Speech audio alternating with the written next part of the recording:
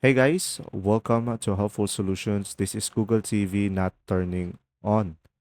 So first one is check power source and ensure the power cable is securely connected to both the device and a functional outlet, and test the outlet with another device to confirm it's working. Another one is reboot the device. So unplug the power cable from the Google TV device and wait for 1 minute, then plug it back in.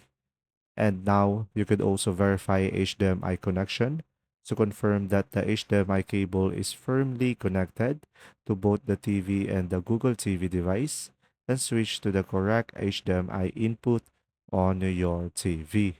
And now you could also inspect LED indicators.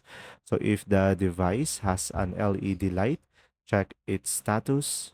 A blinking or solid light can indicate power issues. Now, another one is test on another TV. So if possible, connect the Google TV device to a different TV to determine if the issue persists. There you go. See ya.